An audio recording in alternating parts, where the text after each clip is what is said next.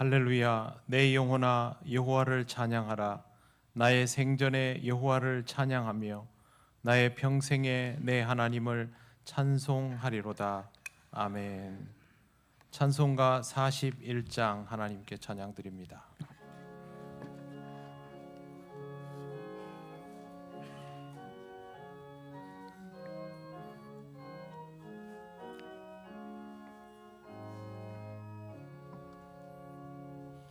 내 영혼아 주 찬양하여라.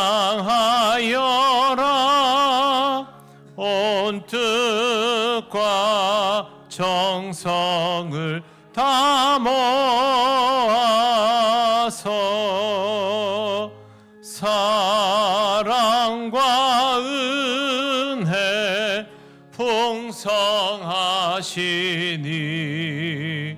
주 안에 있는 기쁨이 넘치도다.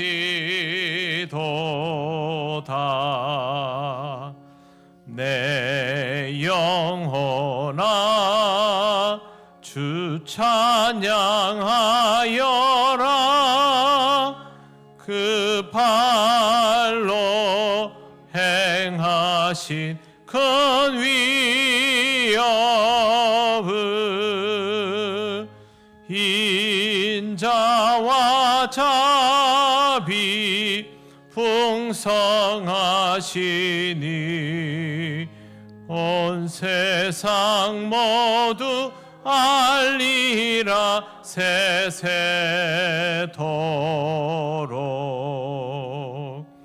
내 영혼아 주 찬양하여라. 능력과 권세로 다스리네.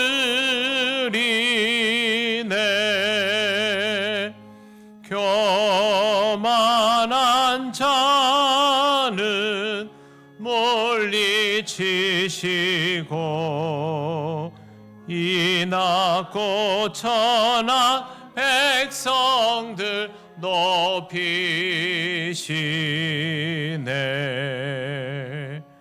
내 영혼아 주 찬양하여라. 하나님 약속은 늘 신실해.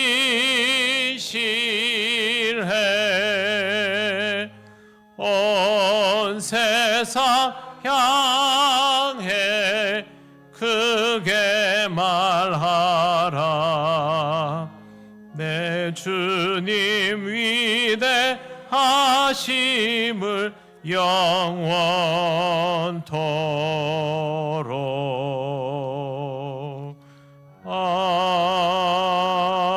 아멘. 성시교독 49번입니다.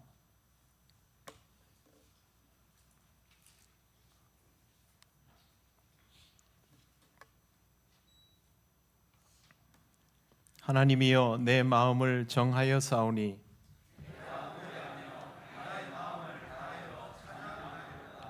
비파야 수금아 깰지어다. 여호와여 내가 만민 중에서 주께 감사하고 주의 인자하심이 하늘보다 높으시며 하나님이여 주는 하늘 위에 높이 들리시며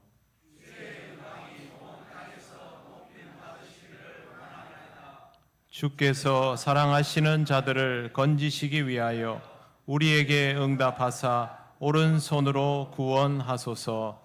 아멘. 나는 전능하신 아버지 하나님 천지의 창조주를 믿습니다.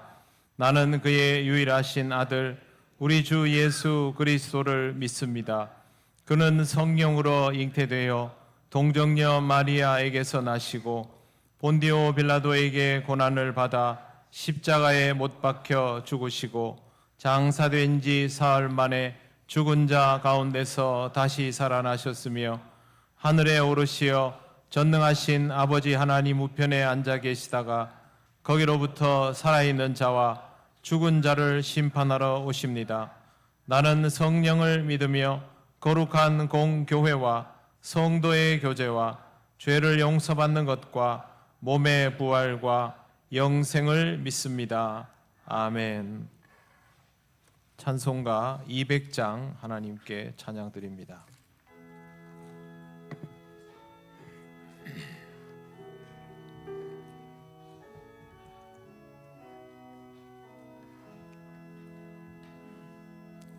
달고 묘한 그 말씀, 생명의 말씀은 귀한 그 말씀 진실로 생명의 말씀이 나의 길과 믿음 밝히 보여주니 아름답고 귀한 말씀 생명샘이로다.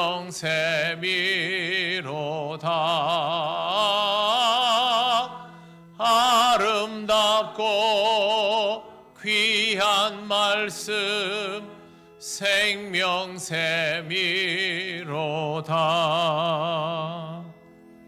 귀한 주님의 말씀은 내 노래 되도다. 모든 사람을 살리는 생명의 말씀은 값도 없이 받아 생명길을 가니 아름답고 귀한 말씀 생명샘이로다.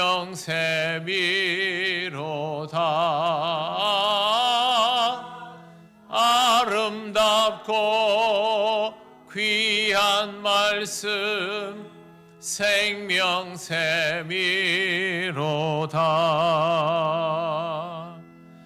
널리 울리어 퍼지는 생명의 말씀은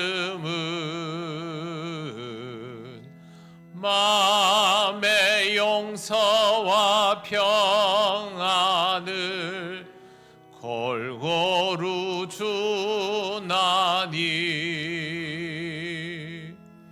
다만 예수 말씀 듣고 복을 받네. 아름답고 귀한 말씀 생명샘이로다.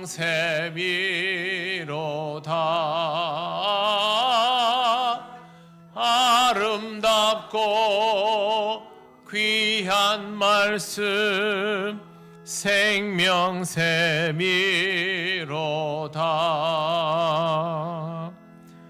아멘.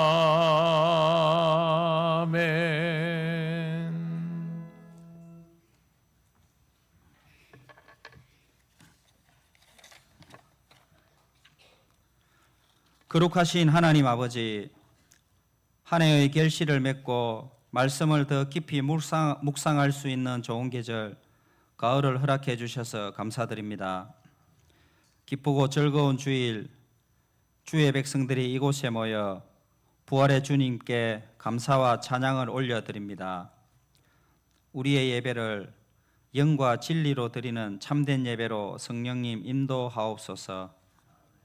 진실과 거짓이 혼재하는 시대에 저희가 말씀을 통해 분별력을 얻게 하시고 거짓에 넘어가지 않도록 성령님을 더욱 의지하며 살아가게 하옵소서.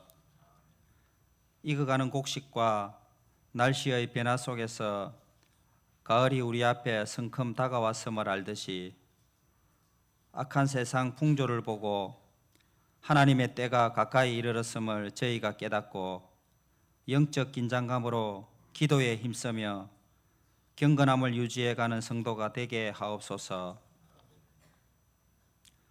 예배 가운데 회개의 영을 부어주셔서 한 주간의 삶으로 지은 모든 죄를 기억나게 하시고 진실로 회개하는 심령들에게 깨끗하여지는 은혜를 주옵소서. 오늘은 총회주일로 지킵니다. 우리 총회를 세우시고 지금까지 인도하신 하나님, 하나님의 뜻인 민족 복음화와 세계 선교 사역을 앞으로도 잘 감당하게 하시며 산하계 교회들과 조직을 건강하게 잘 관리하여 하나님께 영광 돌리는 총회가 되게 하옵소서. 자비로우신 주님, 이 나라 대한민국을 긍휼히 여겨 주옵소서. 분열과 대립, 갈등과 불의가 만연한 이 땅에 주님의 공의와 정의가 강물처럼 흐르게 하시고 나라를 이끌어가는 대통령과 위정자들에게 하늘의 능력과 지혜를 주셔서 사리사욕보다 국민을 위하며 국민을 귀하게 여기는 지도자가 되게 하옵소서.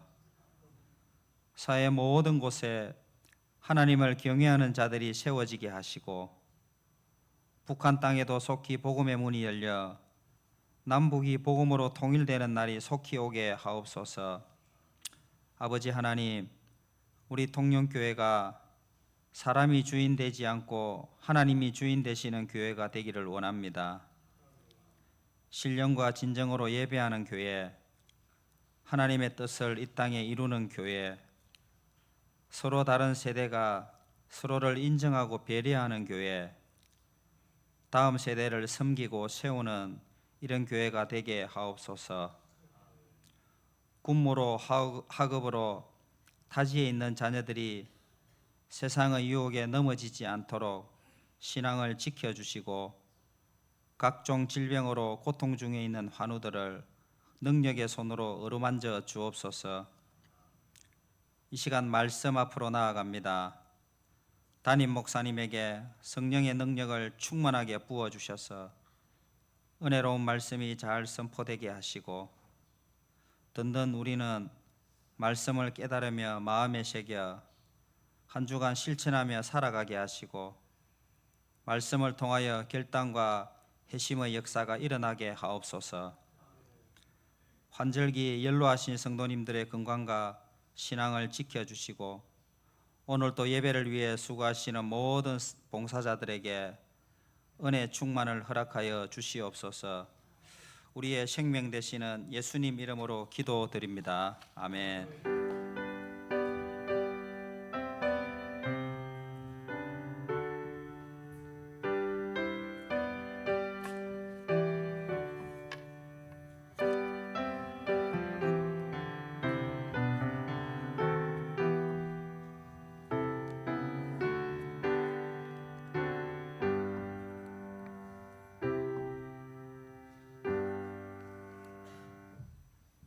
하나님 말씀 시편 1편 1절에서 6절입니다.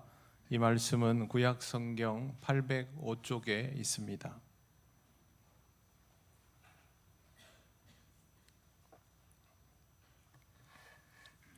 시편 1편 1절에서 6절 말씀을 봉독합니다.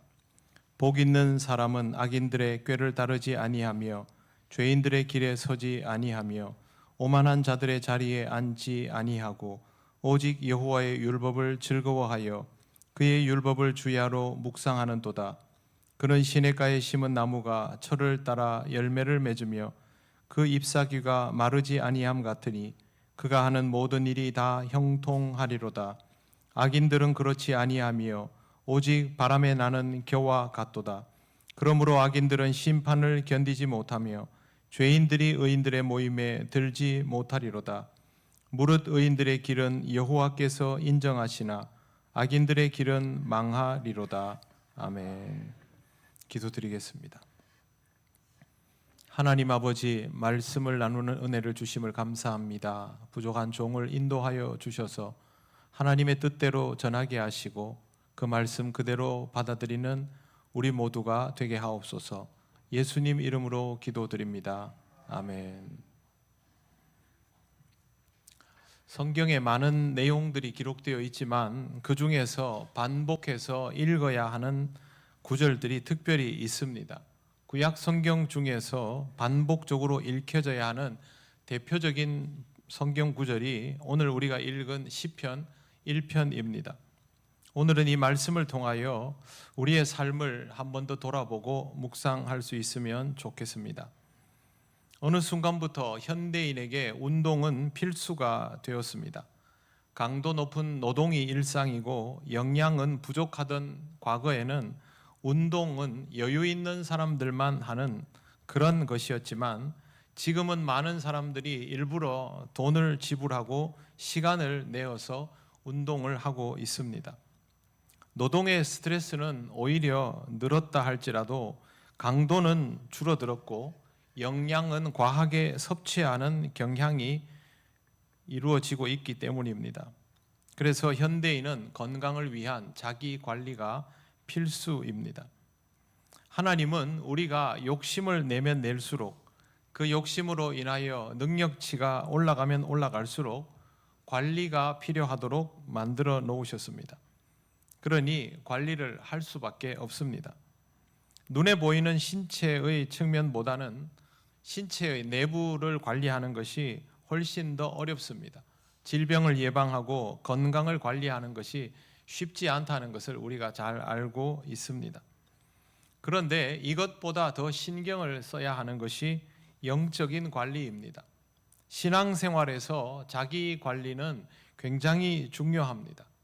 인간은 영을 가진 존재이기 때문입니다. 2022년 한국 리서치 조사에서 한국 사람의 51%가 영혼의 존재를 믿는다라고 대답했습니다. 3년이 지난 2025년에 인간의식 연구조사에서도 죽음 이후에 영혼이 존재하는가라고 물으니까 48.8%가 존재한다고 믿는다라고 대답했습니다. 이쯤 되면 우리 국민의 절반이 영혼의 존재는 인정한다는 뜻이죠. 이 중에 80%가 종교 생활을 하는 사람들입니다. 그 가운데 우리 그리스도인들도 포함이 되어 있습니다. 그러면 우리나라 전체의 40%에 해당되는 이 숫자가 과연 영혼의 존재를 인정하는 사람다운, 즉 영혼을 관리하는 생활을 하고 있을까? 전혀 그렇지 않습니다. 길을 가다가 어두컴컴한 곳에서 뭐가 움직이면 귀신인가? 이렇게 반응은 할 줄 알아도 자기의 영혼을 인정한다고 하면서도 그 영혼에 대한 관리는 전혀 하지 않는 것입니다. 그리스도인으로 살아가는 여러분은 어떻습니까? 여러분이 하고 있는 다른 영역의 관리와 비교해서 여러분의 영적인 관리, 신앙적 관리는 잘 이루어지고 있습니까? 이 부분이 제대로 이루어지지 않으면 우리에게는 많은 문제가 발생하게 됩니다. 그리스도인의 자기 관리에 있어서 꼭 필요한 것들이 있습니다. 말씀과 기도와 묵상입니다. 복 있는 사람은 악인들의 꾀를 따르지 아니하며 죄인들의 길에 서지 아니하고 오만한 자의 자리에 앉지 아니하고 오직 여호와의 율법을 즐거워하여 그의 율법을 주야로 묵상하는도다. 이 구절은 신앙생활의 기본입니다. 기본기 중에 기본에 해당이 됩니다. 이것이 안 되면 악인의 꾀를 따르게 됩니다. 악인의 꾀를 따르고 싶은 사람이 누가 있겠습니까마는 인간의 본성적인 욕구는 신앙생활을 하면서도 악인의 꾀를 따르고 싶은 충동에 사로잡힙니다. 이거 우리가 모르지 않습니다. 그렇게 악인의 꾀를 한 번, 두 번 따르게 되면 어느 순간 죄인의 길에 서 있는 자신을 발견하게 됩니다. 한 번 잘못을 저질렀을 때 그것을 인정하면 비록 부끄럽고 초라한 시간을 경험하겠지만 적어도 같은 죄를 더 이상 반복할 필요는 없습니다. 그러나 그 잘못을 인정하기 싫어서 다른 것으로 덮으려 하면 악인의 꾀 위에 다시 악인의 꾀를 더하는 것이 되면서 죄인의 길에 들어서게 되는 것입니다. 죄인의 길이라는 말은 방향이 이미 그렇게 설정되었다라는 뜻입니다. 고속도로에 오르면 방향을 바꿀 수가 없지요. 목적지가 사실상 거의 확정되지 않습니까? 방향을 바꾸려면 방법은 하나밖에 없습니다. 내려가야 됩니다. 그 방법밖에 없지요.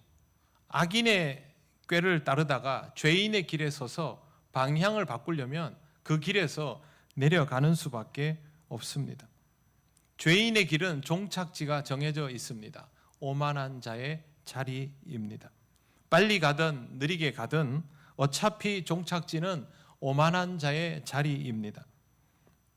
오만하다라는 말은 교만하다와 비슷해 보이지만 차이가 있습니다.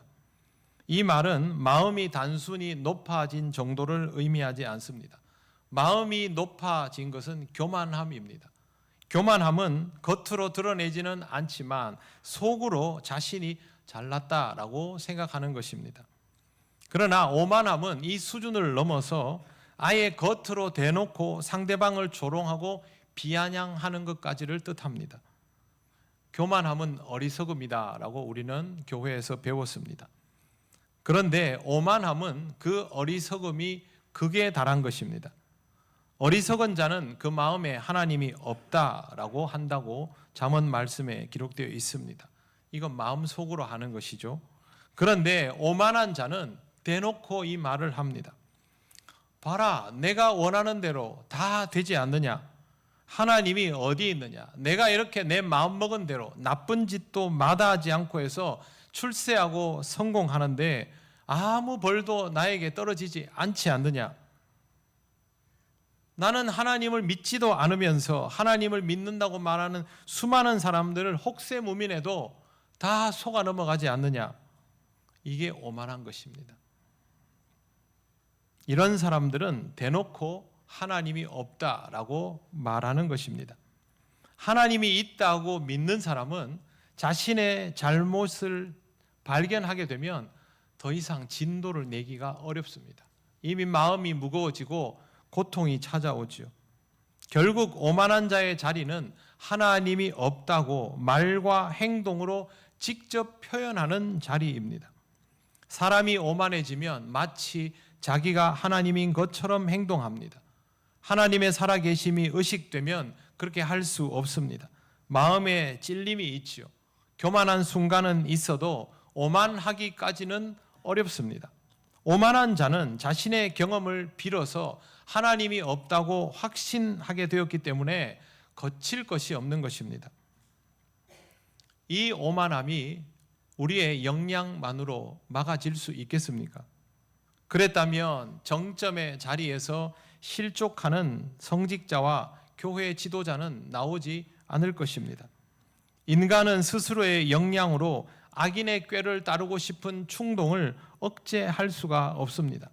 그래서 자신도 모르는 사이에 죄인의 길에 서게 되고 끝내는 하나님 없어도 아무 문제가 없다라고 여기는 방식의 삶을 살아가게 되는 것입니다. 자기 마음대로 되면 아무 문제가 없는 것으로 생각하지만 그것은 아무 문제가 없는 것이 아니라 정말로 심각해지고 있는 것을 모르는 것입니다. 시편 1편 1절을 다시 보십시오. 복 있는 사람은 이라고 긍정적인 단어를 써놓고 악인들의 꾀를 따르지 아니하며 죄인들의 길에 서지 아니하며 오만한 자들의 자리에 앉지 아니하고 라고 부정 형태들을 써놓고 있습니다. 복 없는 사람이 어떤 방식의 삶을 사는지를 그대로 열거해 놓은 것이죠. 여기서 정말 중요한 건 2절입니다. 2절 말씀을 보십시오. 오직 여호와의 율법을 즐거워하여 그의 율법을 주야로 묵상하는도다. 복 있는 사람에 대한 답은 여기에 있습니다. 2절이 구현되면 1절에 있는 복 있는 사람의 삶을 살고 2절이 구현되지 않으면 1절에 열거해 놓은 복 있는 사람과는 반대의 모습을 살아가게 된다라는 것이므로 우리는 2절에 집중을 해야 하는 것이죠. 먼저 복 있는 사람은 여호와의 율법을 즐거워하는 사람입니다. 율법은 토라입니다. 하나님께서 이스라엘 백성에게 주신 계시와 가르침을 토라라고 합니다.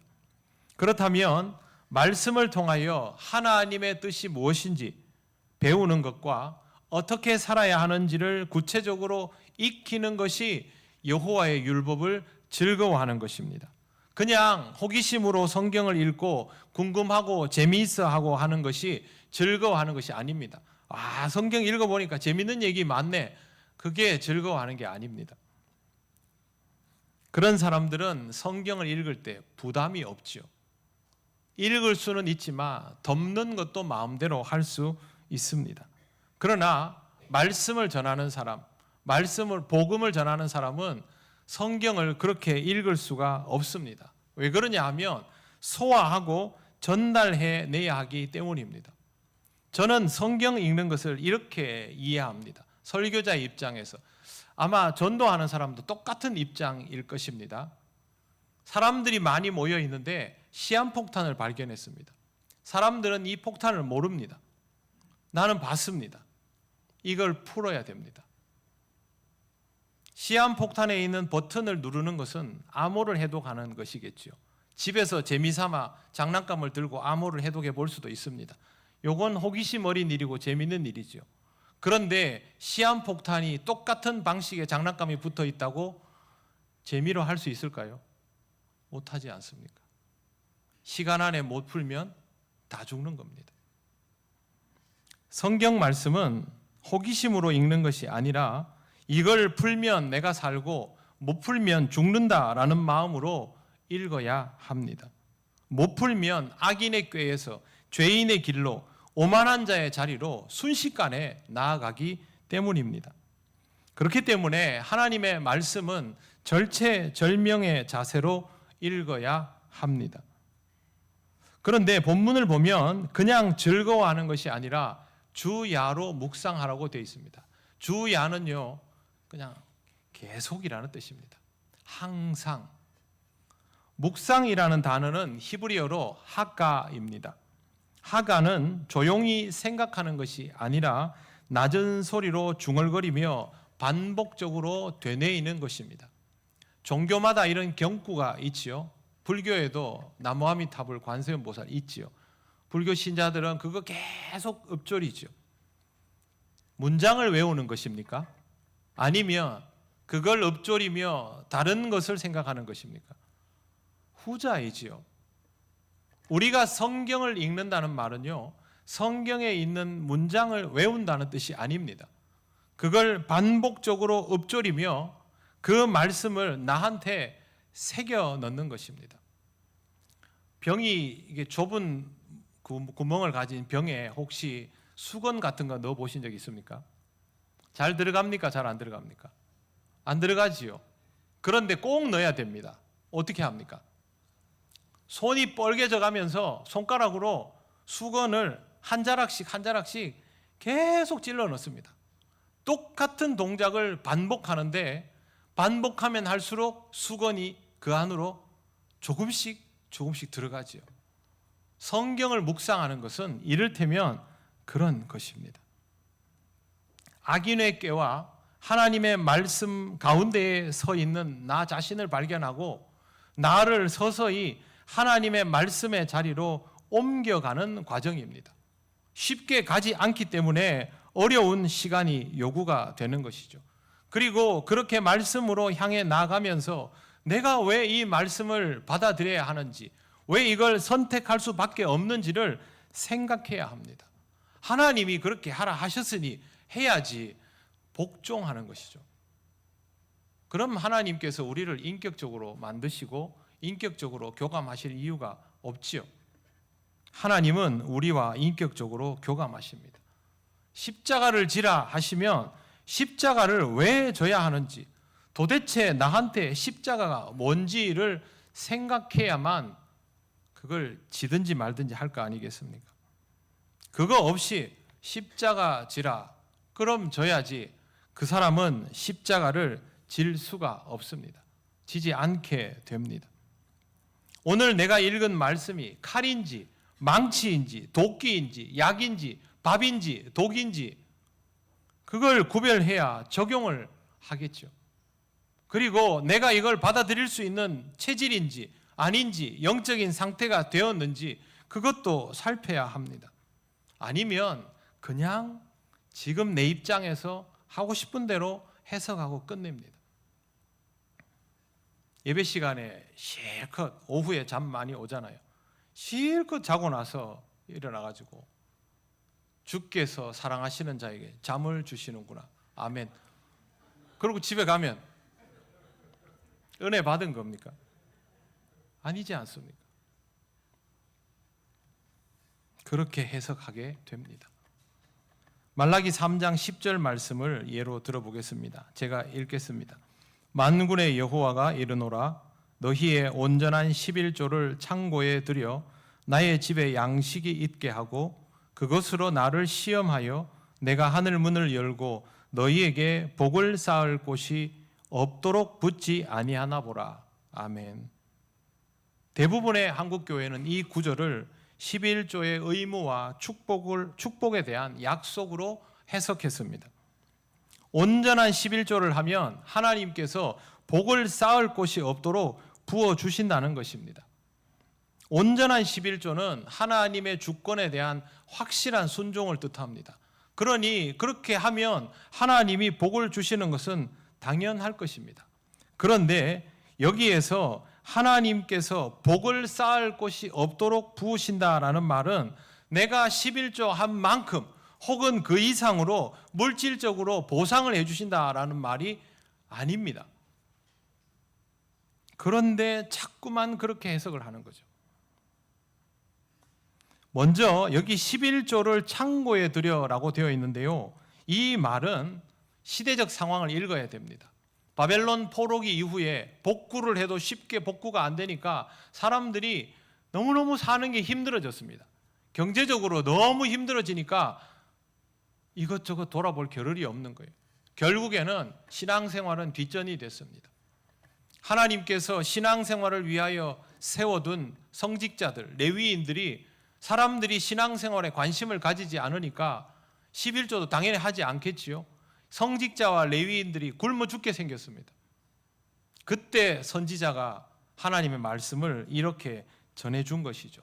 너희가 온전한 11조만 하면 하나님께서 세워놓은 이 종들이 굶어 죽을 것을 걱정하지 않고 하나님의 일에 집중을 하면서 너희가 언제든지 하나님 앞에 나와 예배드리고 제사할 수 있도록 신앙적인 통로를 열어줄 텐데 그렇게 하나님 앞에 나오게 되면 하나님께서 은혜와 복을 부어주실 텐데 그걸 왜 하지 않고 스스로도 해결하지 못할 먹고 살 문제만 염려하고 있느냐 그 말입니다. 의심 가면 테스트 해보라는 겁니다. 본문을 잘못 이해하면 엉뚱한 해석 아니면 필요에 따른 해석을 하게 될 수 있습니다.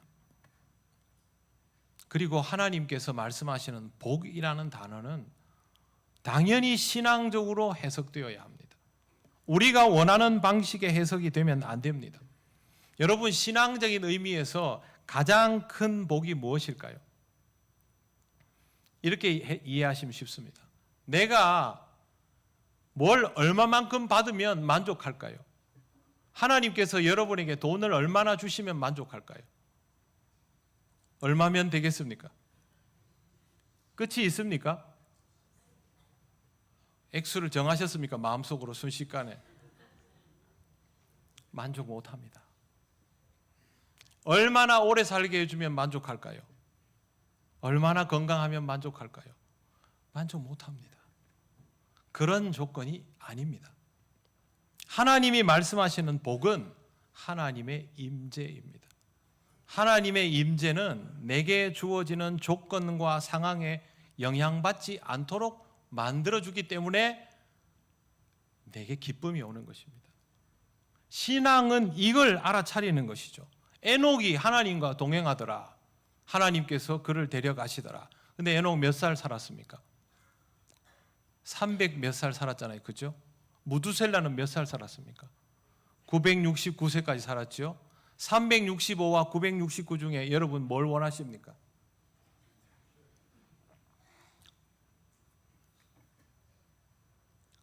그때는 이렇게 대답하셔야 됩니다. 저는 하나님과의 동행을 원합니다. 이게 모범 답안입니다. 우리는 그래야 되는 사람들이 많잖아요. 그게 정말 좋아요. 나는 969살보다 하나님과 동행하는 365년이 훨씬 행복하다. 그게 우리여야 되거든요. 그래야 하나님이 주신 복이 무엇인지를 압니다. 스데반은 순교했습니다. 젊은 나이에 죽었지요. 그런데 스데반은 복받은 사람입니다. 하나님과 대면하였지 않습니까? 신앙생활의 궁극은 하나님과 대면하는 것이죠. 그걸 마음껏 누렸습니다. 우리가 스데반을 보면서 복받은 사람이구나, 바울을 보면서 복받은 사람이구나 라고 할 수 있을 때에 비로소 우리에게 주실 복의 의미도 깨닫는 것입니다. 누가복음 12장에 예수님이 벌써 답을 주셨습니다. 그런데 아버지께서 너희에게 성령을 주시지 않겠느냐. 답이 딱 있지 않습니까? 그럼에도 불구하고 우리는 다른 것을 바랍니다. 그것은 하나님의 말씀을 통하여 복이 무엇인지를 제대로 수용 못했다는 뜻입니다. 성경에 나오는 복 있는 사람은 하나님의 임재가 이루어지는 사람을 뜻합니다. 그 사람이 대단해서가 아니라 하나님께서 함께 하시니 악인의 유혹에도 흔들리지 않고 죄인의 길에도 서지 않는 것입니다. 혹시 섰다 할지라도 하나님이 자극 주시면 바로 내려올 수 있는 것입니다. 오만한 자리에 앉지 않아서 패망하지 않는 것보다 우리한테 더 안정화된 일이 무엇이 있겠습니까? 그래서 복 있는 사람입니다. 하나님이 주인 되는 인생을 살아가려면 결국 하나님의 말씀으로 교정되어야 합니다. 그런데 현실은 말씀으로 교정되는 것이 어렵습니다. 말씀을 받아들여 보면요, 꼭 소화 안 되는 음식 같습니다. 여러분, 고기 먹으면 몇 시간 걸리는지 아십니까? 소화하는데 최소 4시간입니다. 이제 나이를 좀 먹기 시작하면 6시간, 이제 노년기에 들어가면 8시간입니다. 정말 사자처럼 고기 한번 먹고 이틀 자야 될 수도 있습니다. 고기 먹고 소화 안 되면 제일 좋은 방법 뭡니까? 움직이는 거죠. 운동하는 겁니다. 그보다 좋은 방법은 없습니다. 먹었는데 소화가 안 되면 그때 할 수 있는 방법이 운동인 것처럼 말씀을 먹었는데 소화가 안 되면 그때 할 수 있는 운동이 기도입니다. 기도는 묵상에서 윤활유와 같습니다. 묵상하기 전에 기도가 필요하고 묵상하는 가운데에도 기도가 필요합니다. 그리고 묵상한 것을 행동에 옮기는 것도 어렵기 때문에 거기 다시 기도가 필요합니다. 막상 해보려고 하면 잘 안 되고 자꾸 인간적인 것에 붙들리는 것이 우리 자신이기 때문입니다. 기도가 빠진 묵상은 성경을 지식으로 정보로 판단할 가능성이 농후합니다. 뿐만 아니라 하나님의 개입이 없기 때문에 자기 생각에 몰두하게 될 가능성이 높습니다. 또한 기도가 없으면 행동으로 옮겨지지를 않습니다. 누가 강요를 하지 않잖아요. 지식과 정보로 도구화되어서 자기 중심적인 판단과 맞물리게 되면 묵상의 결과로 자기를 돌아보지 않고 타인을 판단합니다. 묵상은 하나님의 말씀을 되새김질하면서 자신을 발견하고 우리라는 공동체를 돌아보는 과정이지 타인을 판단하는 도구가 아닙니다. 이런 사람은 자신이 타인을 열심히 판단하고 있다는 것조차도 깨닫지를 못합니다. 가짜 기도를 하고 있던 바리새인들이 타인을 판단하는 습관에 젖어서 살았다는 것을 우리가 성경에서 잘 보아 알고 있습니다. 우리에게 그런 습관이 생겼을 수 있습니다. 만약 나도 모르는 사이에 나를 돌아보는 일은 잘 안 되고 타인에 대한 판단을 열심히 하고 있다면 과연 지금 나에게 묵상과 기도가 온전하게 이루어지고 있는지를 꼭 돌아보아야 합니다. 말씀과 기도는 나를 압도하시는 하나님을 경험하게 만들기 때문에 하나님의 입장에서 나를 보게 되어 있습니다. 판단을 받게 되어 있습니다. 그게 안 되면 지금 내 말씀과 기도의 자리는 무너진 것입니다. 3절 말씀 보십시오. 그는 시냇가에 심은 나무가 철을 따라 열매를 맺으며 그 잎사귀가 마르지 아니함 같으니 그가 하는 일이 다 형통하리로다. 아멘. 여러분 인생이 이러면 좋겠습니다. 이보다 좋을 수 있습니까? 이거면 다 됩니다. 묵상과 기도가 충분히 이루어지며 하나님으로부터 무한 공급을 받으면 3절에 기록된 것과 같은 인생을 살게 됩니다. 그러나 묵상과 기도를 통하여 하나님의 말씀이 내게 녹아지지 않으면 4절과 5절에 나오는 인생을 살아가게 됩니다. 5절 마지막에 기록되어 있는 것처럼 죄인은 의인의 회중에 들 수가 없습니다. 하나님의 명확한 판단이 6절 말씀에 있습니다. 우리 같이 읽어보겠습니다. 무릇 의인들의 길은 여호와께서 인정하시나 악인들의 길은 망하리로다. 아멘. 이 말씀은 공식입니다. 사랑하는 성도 여러분, 우리한테 제일 중요한 건 하나밖에 없습니다. 신앙적으로 살아갈 수 있느냐, 내가 뭘 할 수 있느냐, 우리가 뭘 할 수 있느냐, 어떤 목표를 이룰 수 있느냐, 그 되게 중요해 보이지요. 그러나 기본은 신앙적으로 살아갈 수 있느냐, 지금 신앙적으로 살아가고 있느냐 하는 것입니다. 만약에 내 자신을 돌아볼 때 신앙적인 부분에 조금이라도 문제가 있다는 것이 발견되면 우리는 두말 없이 묵상과 기도의 자리로 돌아가야 합니다. 그렇지 않으면 내가 하는 모든 것들이 하나님의 것이 아니라 나의 것이 되기 때문입니다. 우리는 항상 묵상과 기도 위에 서 있어야 합니다. 운동은 돈 들여서 하잖아요. 좋은 거 찾아 먹잖아요. 그 비싼 영양제 사 먹지 않습니까? 수명 다 돼가는 이 몸을 지키려고 그렇게 노력을 하면서 영원히 써야 할 우리의 영을 위해서 왜 투자를 안 하십니까? 왜 평생을 서투른 모습으로 살아가려 하십니까? 그렇게 하면 움직이면 사고칩니다. 입만 열면 문제를 일으킵니다. 그게 우리입니다. 여러분 하루 일과를 보내고 집에서 하루를 돌아보시면 오늘 하루 내가 뱉었던 말, 했던 행동, 내렸던 결정 후회 안 되십니까? 저는 정말 후회되는 일이 한두 가지가 아닙니다. 써놔도 안 고쳐집니다. 성경 말씀에 다 답이 있습니다. 그리고 내가 내 눈으로 보고 내 귀로 듣는 거, 내가 주장하는 거 일단 멈추고 눈만 감고 하나님만 찾으면 하나님이 이 어리석음들을 자꾸 깨닫게 해주십니다. 우리가 하는 어떤 것보다 하나님께서 우리에게 주시는 그것이 말할 수 없이 지혜롭고 현명한 것임을 여러분이 믿으시면 신앙적 기본기로 돌아가시기 바랍니다. 언제까지 기본을 해야 할까? 우리는 계속 기본을 해야 되는 사람들입니다. 여러분 자신이 가지고 있는 신앙의 현주소에 대하여 묵상하시기 바랍니다.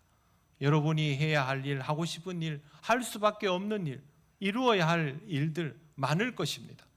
그 일들이 하나님의 일 되게 하기 위하여 내가 먼저 하나님의 사람이어야 함을 꼭 기억하시고 묵상과 기도의 자리를 든든히 지켜 나가시기를 바랍니다. 기도드리겠습니다. 하나님 감사합니다. 우리의 어리석음을 말로 다 할 수 없지만 드러내기조차 부끄러운 것입니다. 이것을 하나님 앞에 다시 한번 용기 내어 내려놓아 봅니다.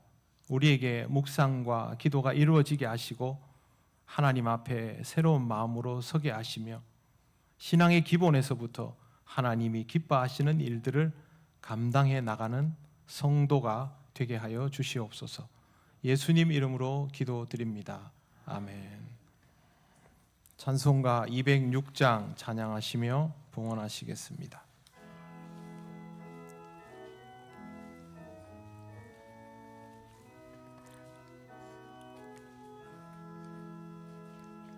주님의 귀한 말씀을 내 발에 비치요 목마른 사막 길에서 샘물과 같도다. 굶주린 나의 영혼을 만나로 먹이고 내 갈 길 밝게 비추니 그 말씀 귀하다.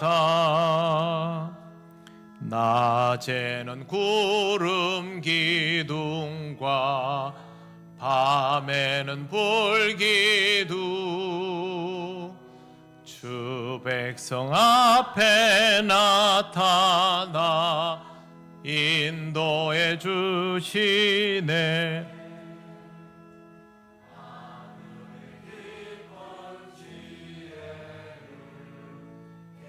깨닫게 하시고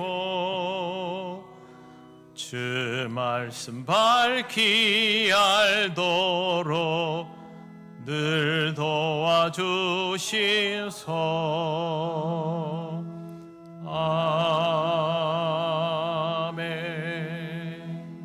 아멘. 하나님 감사합니다. 하나님의 은혜 가운데 살아온 지난 시간을 기억하며 이 시간 기쁨과 감사로 예물을 올려드립니다.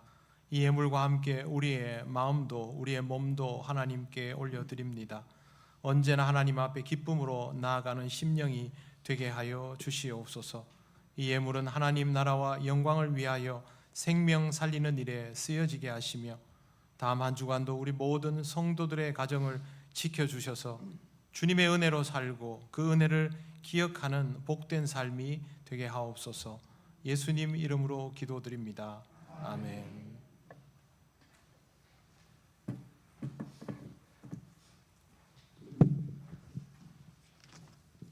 교회 소식 알려드리겠습니다. 예배에 나오신 모든 분을 환영합니다. 처음 오신 분은 새가족부의 안내를 받으시기 바랍니다. 예배, 오늘은 대한예수교 장로회 총회가 지정한 총회주일입니다. 총회 산하 전국의 모든 교회가 총회 정책과 사업을 위해 함께 기도하는 주일입니다. 모임, 오늘 2부 예배 후에 본당에서 재직회가 있습니다.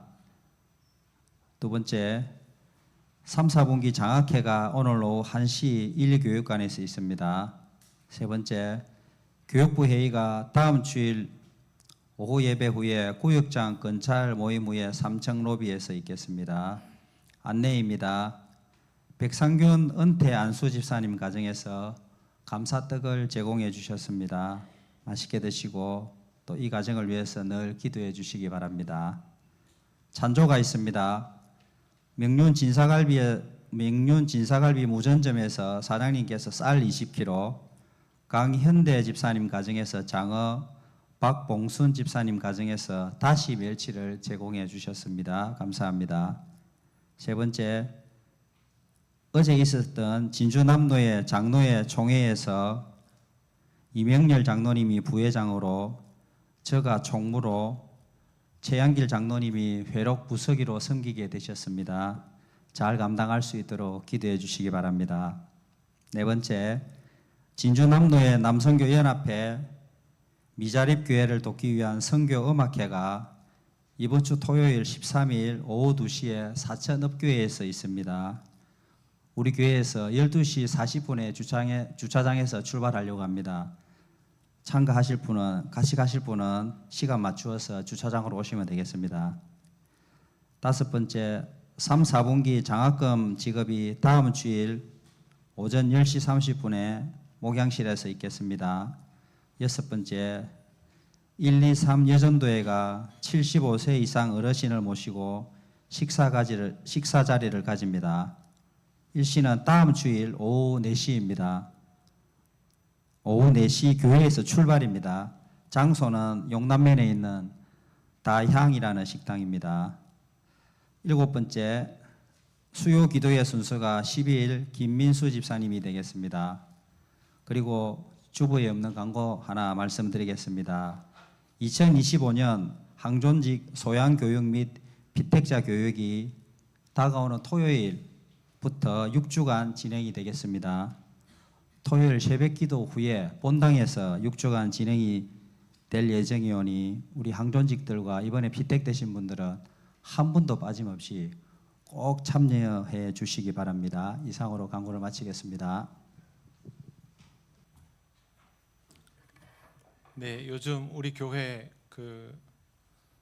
분들이 우리 노회 연합회에서 여러 가지 일들을 많이 하게 됩니다. 어제 남성교회에도 우리 교인들이 또 열심히 사역을 했는데 장로회도 마찬가지입니다. 요즘은 교회들이 활성이 많이 떨어져 있는데 우리 교회가 그만큼 열심히 사역을 해오는 것에 대해서 우리 연합회 지교회들이 높이 평가하고 우리 교인들 귀한 일꾼으로 인정해주는 일들입니다. 여러분들도 귀하게 보시고 항상 교회 일 열심히 하시면서 사역 잘 감당할 수 있도록 기도 많이 해주시기 바랍니다. 언제든지 교회가 든든히 서야 이런 사역들도 기쁘게 잘 감당할 수 있으니 교회 사역들을 통해서 훈련을 잘 받고 또 연합회 일들도 기쁘게 잘 감당하시기를 바랍니다.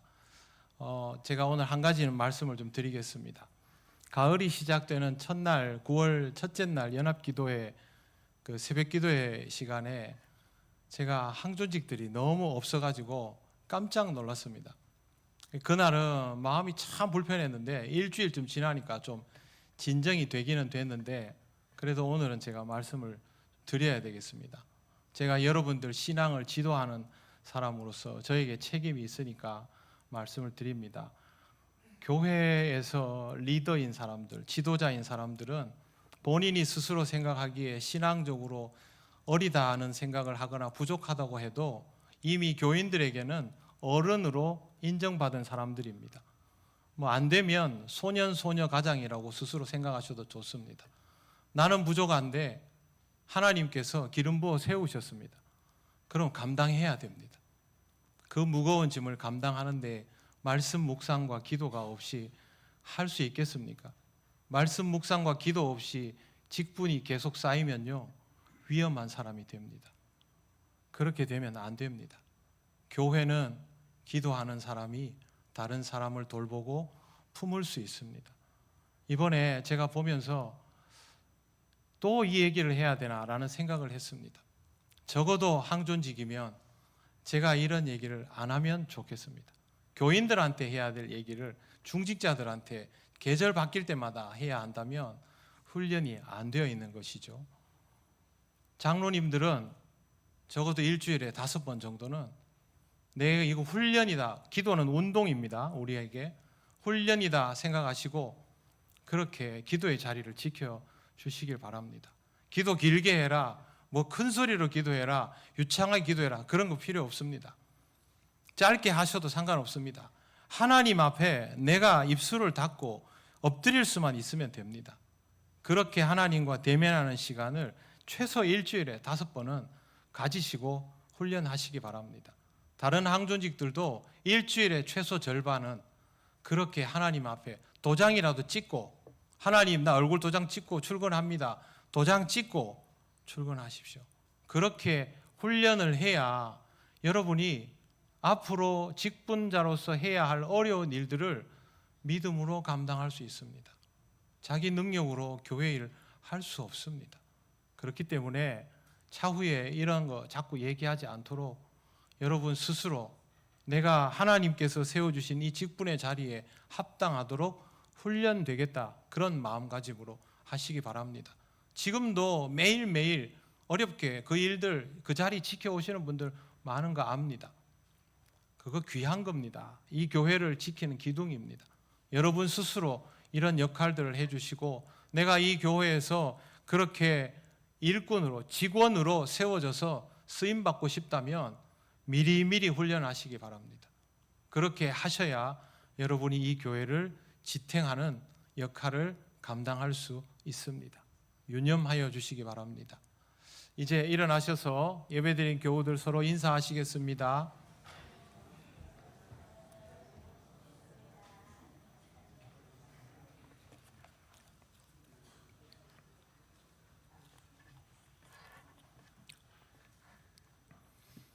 찬송가 635장 주기도문 찬양 드립니다.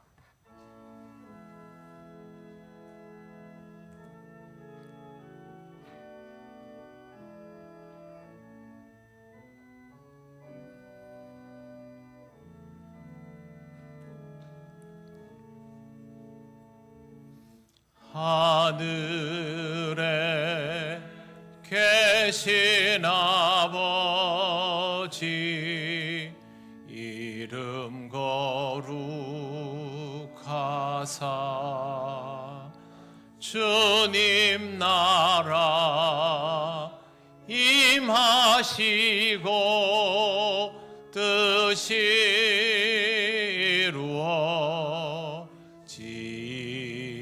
이루어지이다. 일용할 양식 주시고 우리들의 큰 죄 다 용서하옵시고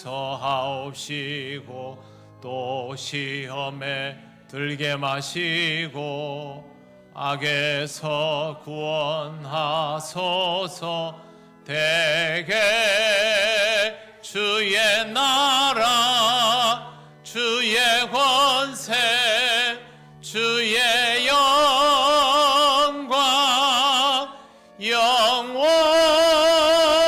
영원히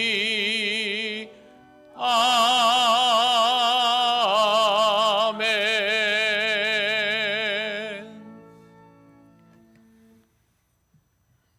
우리 주 예수 그리스도의 크신 은혜와 하나님 아버지의 놀라우신 사랑과 성령님의 교통하시고 인도하여 주심이 묵상과 기도를 통하여 복 있는 사람의 길을 가기를 원하는 이 시간 예배하는 권속들 위에 영원토록 함께 하시기를 간절히 축원하옵나이다.